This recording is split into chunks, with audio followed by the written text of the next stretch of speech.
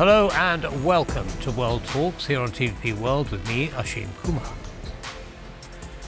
The International Contact Group on Defence of Ukraine, better known as the Ramstein Group, is an alliance that formed after Russia's invasion of Ukraine in 2022 with the aim of supporting Ukraine militarily.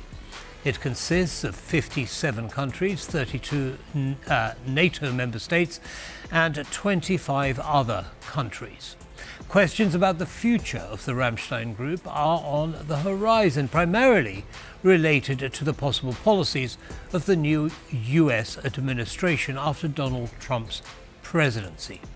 The key question is whether this format will continue. Well, to explore this and related questions, we're joined by Vitalii Rishko, Ukraine Programme Coordinator, Global Governance Institute. Mr. Rishko, thank you very much for taking time to join us. Welcome. Good evening, and thank you for the invitation. Good evening to you, sir. Now, 57 countries, that's a lot of countries, isn't it, to get any kind of decision from? Of course, we sometimes think about the decisions that are being made by NATO or the EU and how difficult sometimes it might be. And when it comes to 57, that's quite a lot. And that's a clear sign and a demonstration of multilateralism, which is nowadays very important, and also very important to address such an important global questions as Russia's full-scale invasion of Ukraine. Yes, but I mean, what have they achieved so far? What can you point at and say the Ramstein Group have done A, B, C, and D? What are those A, B, and C, and D? Well, in general, mostly the Ramstein Group was focusing on the short-term needs of Ukraine, and within time, this format has evolved into a formula that allows to also build and negotiate also some mid to long-term questions. And specifically, last meeting of the Ramstein Group has raised an issue of providing support to Ukraine in a long term. So the specific result of this meeting was that the members of the format decided to carry out specific reforms in the armed forces of Ukraine, specific roadmaps and how international partners of Ukraine could support the modernization of armed forces. And there are 8 specific roadmaps and 8 coalitions of capabilities. So each coalition consists of certain states who wish to support Ukraine in some specific area and with some specific capabilities. So that's basically okay, right. So what happens if, for example, within a particular grouping, you say eight states in each grouping, there is disagreement about how to support Ukraine? Do countries have the option to opt out?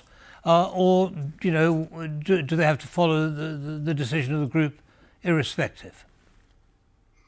Indeed, each country can choose basically the roadmap it wishes to support. And just to add to this conversation is that basically there are many countries who are not providing any military support to Ukraine, or a very small amount of support, or maybe a non-lethal support. Let's say we may talk about, let's say, Japan or South Korea, who are not providing that kind of military support that the US or Germany or France are providing. So it is possible that they are not agreeing to be a part of specific or certain coalition.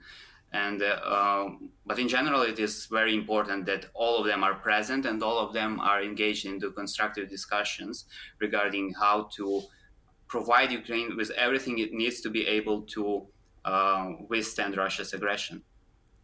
Understood. Now, there is some concern, as I said in the introduction, that perhaps the Ramstein Group may not continue in its existing format after President Trump takes office on the 20th of this month. What is that concern based on?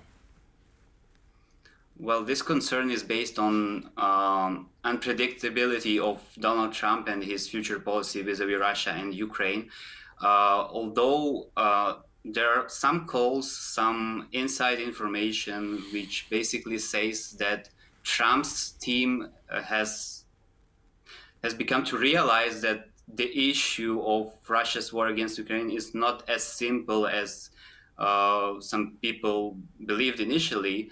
We all remember how Trump was saying that he would end the war within basically with one day, and now it seems like they start to realizing that it's more complicated than that. And well, indeed, there are some positive signs and also some anonymous comments made by the US officials who say that probably, actually, there is no reason of why this format should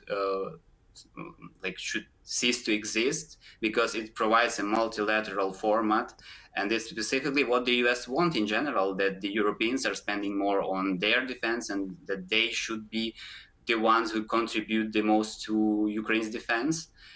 So I don't believe that this uh, contact group will not gather anymore in the future. I think it will be maybe the discussions will be organized in a different way, so that the US will continue pushing Europeans to spend more, but on the other hand, it will not withdraw its military support completely, specifically because it starts to see that Putin is not really willing to negotiate in a good faith. So he is pushing and putting new and new demands.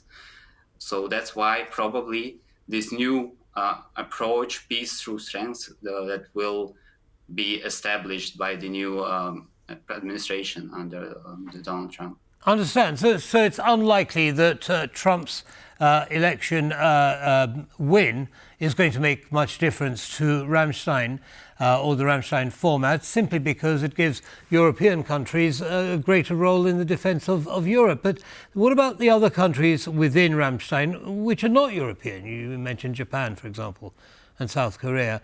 Why are they there? Well, simply because they all believe in international norms and rules and international order as such, and they want to contribute, but they also have their own concerns, also instability within the Indo-Pacific region, China, North Korea, and they want to be engaged also in Europe, because it is clear that these two regions are intertwined. The security situation is interconnected, and if we want to defend the liberal international order, then any country should do everything it can to maintain those rules. And specifically, these countries, they might choose other options of support. It could be non-lethal support. It could be support in terms of medical provision, or as we know, there were cases of electricity shortages in Ukraine. So generators, that was also another option of what they could supply, or even financially. The economic situation in Ukraine is not as good as you know, and so basically this kind of support is also very much welcome for Ukraine to be able to sustain its war effort.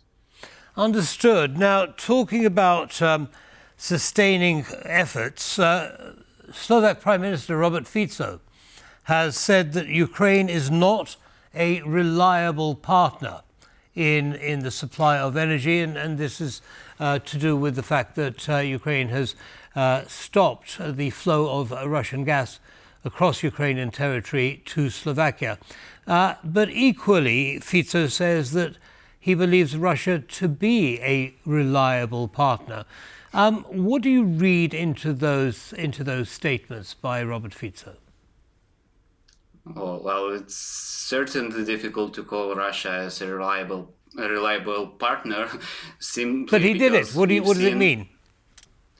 Well, I guess he does seem to be playing with his domestic audience, with his voters, and trying to portray himself as one who is basically saving his population and will be able to provide, I don't know, cheaper gas prices. But in the end, I don't think that Slovakian people would be willing to put the strategic priorities of their state to these short-term political gains, which we don't know how they would play out in the future.